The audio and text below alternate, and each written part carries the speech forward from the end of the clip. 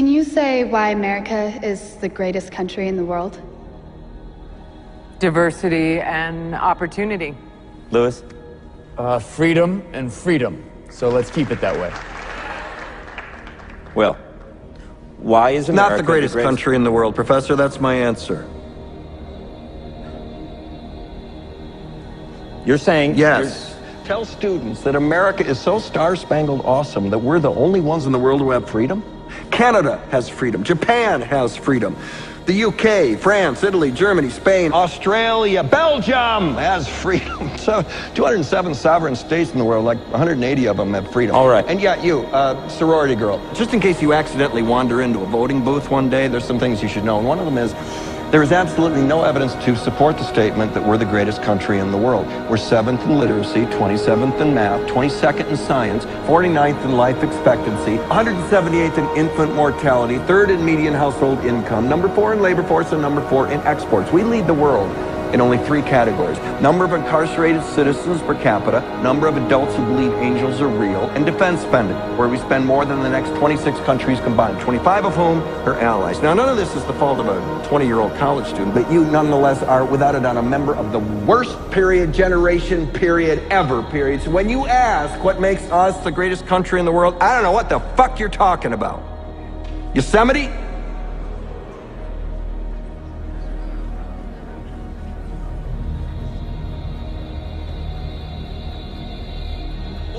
Family now own more wealth than do the bottom 30% of the American people.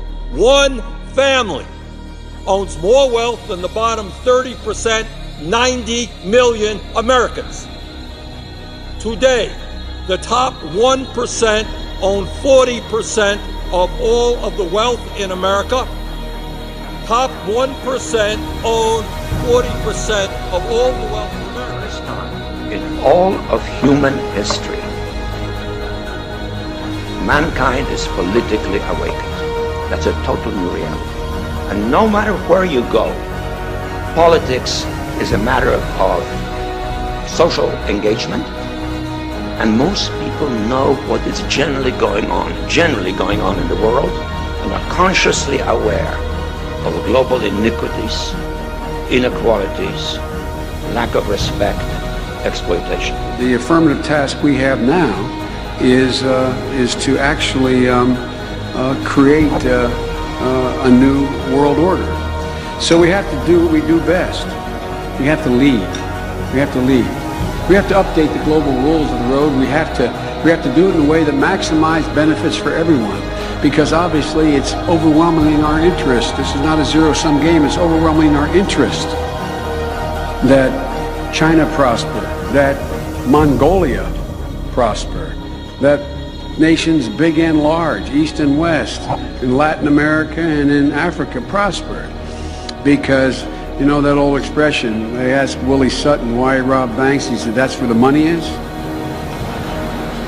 We want everybody to have a little money. Orwell famously said that he who controls the present controls the past, and he who controls the past controls the future. And that is because of the vital role that history plays in deciding our interpretation of what is happening in the world. The US National Archives censored all searches to the word WikiLeaks. Following that revelation, we looked closely to what else was going on. And in fact, as Kristen said, from 2006, it became apparent that the US National Archive had reverse classification of over 55,000 pages of material. That a great analysis done by the National Security Archives, a group run out of George Washington University. Imagine for a moment that somewhere in the middle of Texas there was a large foreign military base, say Chinese or Russian. Imagine that thousands of armed foreign troops were constantly patrolling American streets in military vehicles. Imagine they were here under the auspices of keeping us safe, or promoting democracy, or protecting their strategic interests.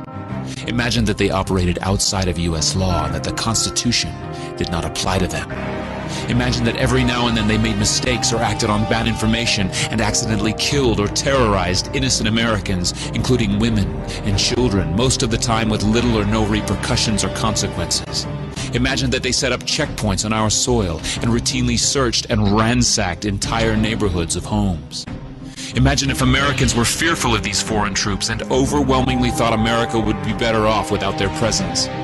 Imagine if some Americans were so angry about them being in Texas that they actually joined together to fight them off in defense of our soil and sovereignty because leadership in government refused or were unable to do so. Imagine that those Americans were labeled terrorists or insurgents for their defensive actions and routinely killed or captured or tortured by the foreign troops on our land. Imagine that the occupiers' attitude was that if they just killed enough Americans, the resistance would stop, but instead, for every American killed, 10 more would take up arms against them, resulting in perpetual bloodshed. Imagine if most of the citizens of the foreign land also wanted these troops to return home. Imagine if they elected a leader who promised to bring them home and put an end to this horror. Imagine if that leader changed his mind once he took office.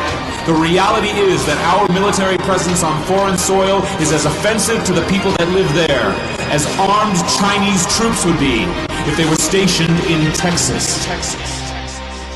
Shutting down military bases and ceasing to deal with other nations with threats and violence is not isolationism. It is the opposite. Opening ourselves up to friendship, honest trade, and diplomacy is the foreign policy of peace and prosperity. It is the only foreign policy that will not bankrupt us in the short order, as our current actions most definitely will. I share the disappointment of the American people in the foreign policy rhetoric coming from the administration. The sad thing is, our foreign policy will change eventually, as Rome's did, when all budgetary and monetary tricks to fund it are exhausted.